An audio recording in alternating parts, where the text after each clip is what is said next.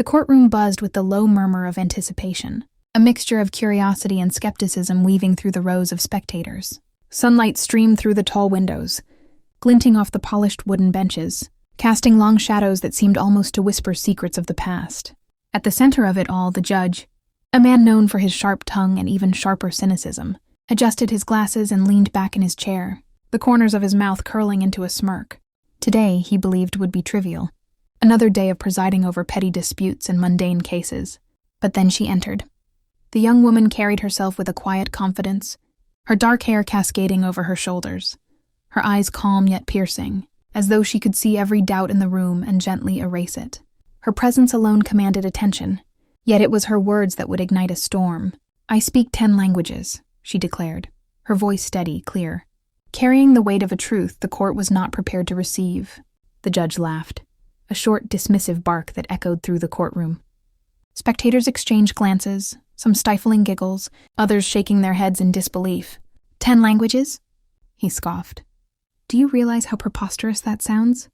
Most people struggle with one, and here you are claiming 10?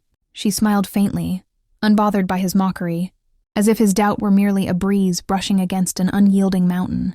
The clerk called for order, but the room still hummed with anticipation, the audience sensing that something extraordinary was about to unfold. With a slight nod from the judge, half in derision and half in curiosity, she began. Her first words slipped effortlessly from her lips in French, crisp and elegant, flowing like a melody that seemed impossible to have been memorized in a lifetime. The courtroom fell silent. Even the judge raised an eyebrow, the faintest flicker of interest betraying his composure. Without pause, she shifted seamlessly into Spanish, her tone carrying subtle nuances that only a native speaker could achieve. Whispers rippled through the benches as the spectators tried to keep up, some reaching for their phones to confirm what they were hearing. The judge cleared his throat, trying to regain authority, but the confidence in her voice rendered his efforts nearly laughable. Then came Arabic, soft yet commanding, followed by Mandarin, each syllable precise, each phrase perfectly formed. The room seemed to shrink as the enormity of her skill pressed in on every listener. She spoke Russian next, then German, Japanese, Italian, Hindi, and finally Swahili, each transition fluid, almost musical, leaving the audience mesmerized. Even the stenographer paused mid-scribble, her pen frozen in disbelief. The young woman's eyes never wavered from the judge, her gaze steady, unyielding, as if challenging him to deny what he could not possibly comprehend. The judge, once smug and mocking now, fidgeted with his gavel, a bead of sweat forming at his temple, the reality of the situation dawning on him like a slow, unstoppable tide. His laughter had vanished entirely, replaced by a silent, stunned paralysis. For a moment, the entire courtroom seemed suspended in time, caught between disbelief and awe. This was no ordinary performance, no casual boast.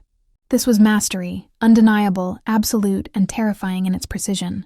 Then she paused, allowing the weight of her demonstration to settle over the room. Every eye followed her, every mind struggling to reconcile what they had just witnessed.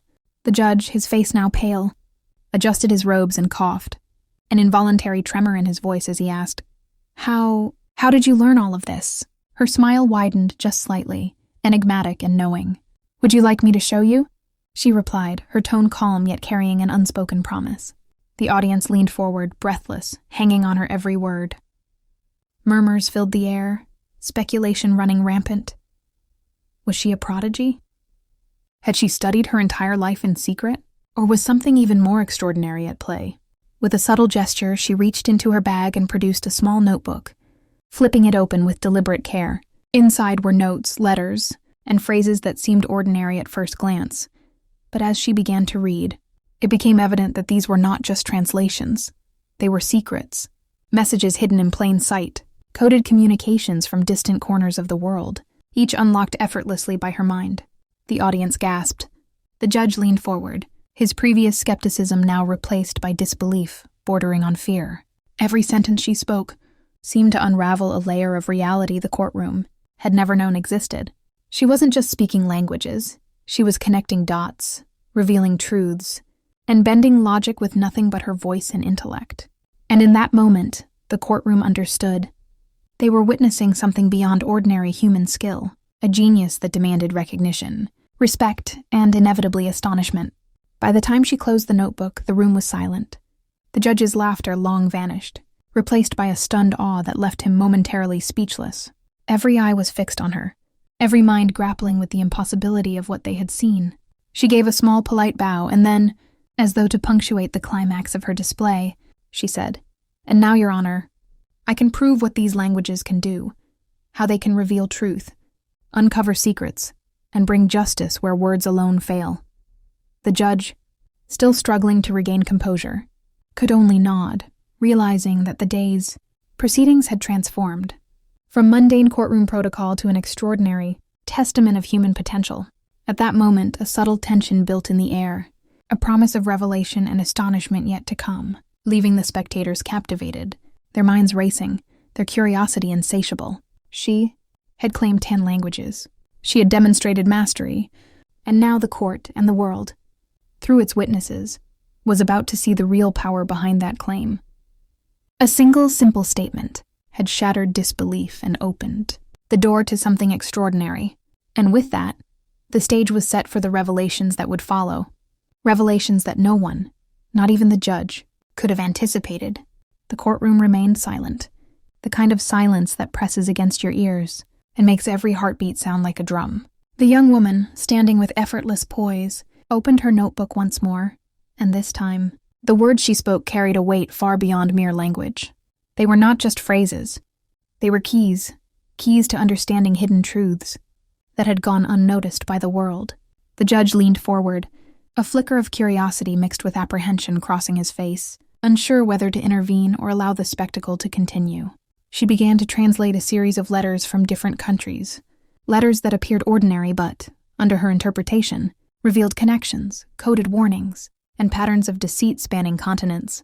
Her fluency in 10 languages allowed her to perceive nuances, double meanings and subtleties that no ordinary person could grasp, each revelation landing like a pebble in a still pond, sending ripples of shock across the courtroom. Spectators whispered among themselves, struggling to keep pace with her rapid but precise transitions, switching from Japanese to Russian, to Arabic, to French, each with perfect intonation and cultural context, unlocking secrets buried within the text. The judge, now visibly shaken, fumbled with his gavel, realizing that this was no mere display of talent. She was demonstrating a power that combined intellect, skill, and perception in a way he had never witnessed before. His mind raced, questions forming faster than he could articulate. Yet every attempt to interrupt or challenge her was halted by the undeniable authority in her voice. She paused for only a moment, then turned to the judge and said, "Your Honor, these letters contain a hidden message about a fraudulent contract, one that has affected thousands, including the very institution you represent." A murmur ran through the courtroom as her claim sank in, eyes widening and jaws tightening. The judge, pale and unsettled, swallowed hard, a bead of sweat rolling down his temple. "Show me," he said, his voice tight but laced with a newfound respect, a tremor betraying the tension beneath his composed exterior. With deliberate care, she translated the passages, each sentence revealing discrepancies, contradictions, and manipulations that had gone unnoticed by even the most meticulous legal experts. As she continued, it became evident that her knowledge was more than academic. It was investigative, precise, and ruthless in its ability to expose lies. Spectators leaned forward, captivated, as if drawn into a performance that blended intellect, suspense, and revelation into a single, unstoppable force. The young woman's calm demeanor contrasted sharply with the storm she was creating, her eyes steady, her voice unwavering, as the weight of her linguistic mastery became increasingly clear. By the time she finished, the courtroom was tense, every person present acutely aware that they had witnessed something extraordinary. The judge's initial laughter had long vanished, replaced by stunned silence, his previous arrogance replaced by humility and awe. I had no idea," he stammered, his voice barely audible, as he struggled to comprehend what he had just seen. "How is this possible?"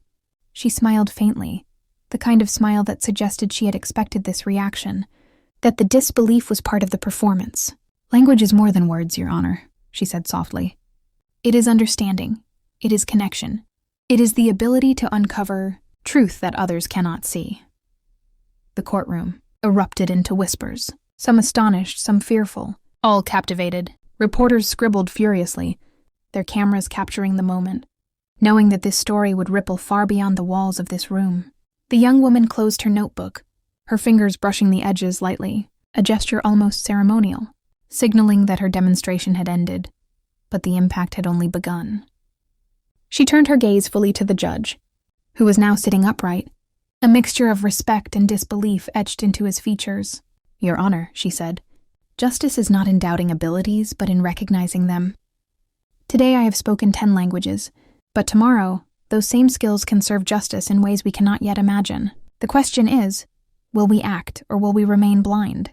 Her words hung in the air, heavy with implication, a challenge to the very system itself.